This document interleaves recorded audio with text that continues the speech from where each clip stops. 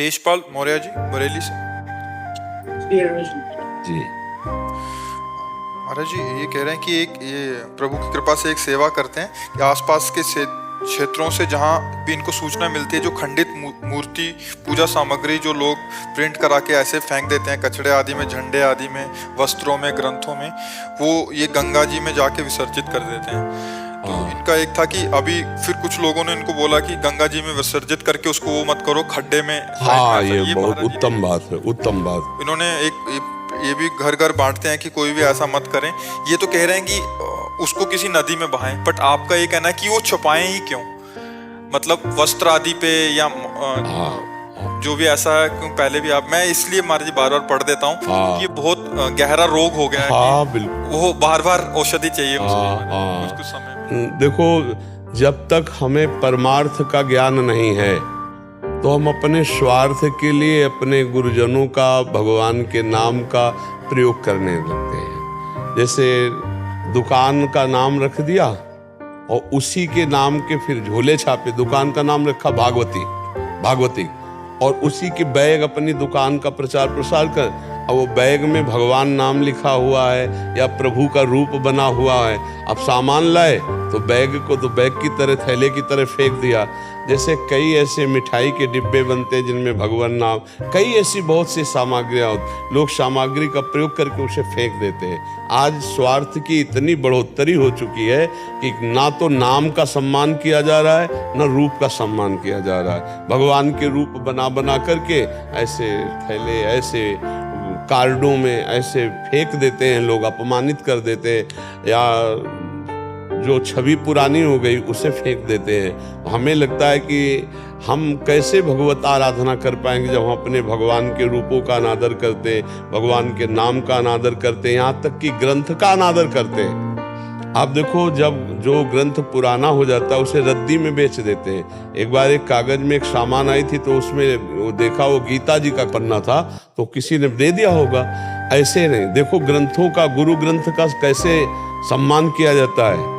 हमारे सिख भाईजन देखो कैसे सम्मान करते हैं, गुरु ग्रंथ का कैसे सम्मान करते हैं। विराजमान करके सिंहासन पर चवर करते हुए हाथ जोड़ के तब पढ़ा जाता है। उतना छपवाओ जितना सम्मान हो सके, उसको ऐसे मत।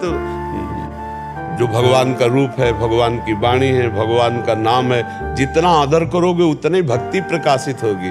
आजकल तो अब कैसे बतावे, जो दूसरों को उपदेश करते हैं वो अपने नाम के लिए, अपना प्रचार प्रसार करने के लिए भगवान का रूप बना देते हैं। और तेज निकल रहा है, उनके ऊपर पड़ रहा है, भगवान का नाम लिख देते हैं। बहुत तरह के ऐसे होते हैं। तो अब ये है, प्रार्थना है कि यदि आप परमार्थ अपना बचाना चाहते हो, अपनी दुर्गति नहीं चाहते हो, तो भगवान के नाम का अपमान मत करो, भगवान के रूप का अपमान मत करो, भगवान की ऐसी कोई छवि मत बनाओ अपने व्यापार के लिए जो लोग ऐसे फेंक देते हैं प्रयोग करके, और फिर अपमान का फल उसको मिलता है जो छपवाता है।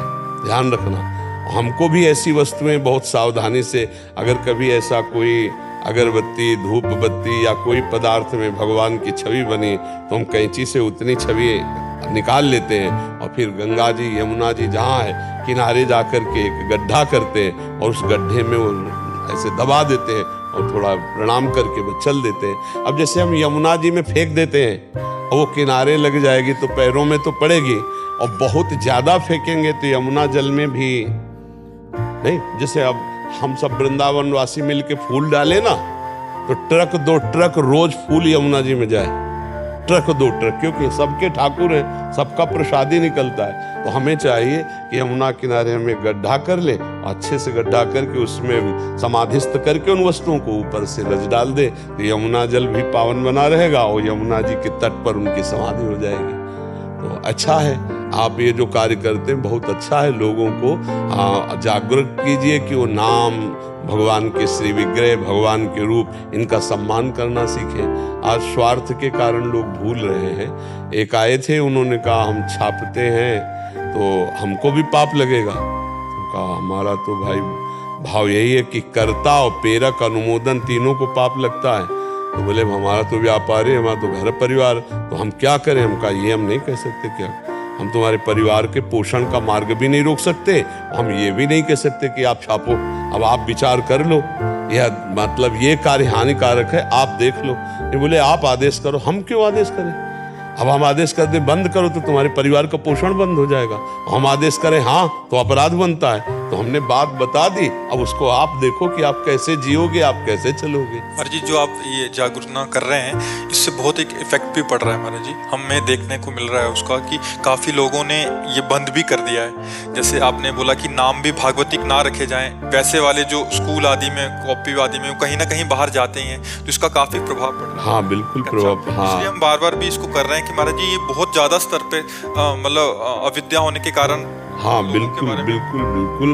अब वही नाम है जिसकी हम आराधना करते हैं, वही रूप है जिसको हम भगवत भाव से मानते हैं। और वो जूते के नीचे, पैरों के नीचे पड़े, लोग ऐसे कबाड़ में फेंक दिए तो अपराध नहीं बनेगा।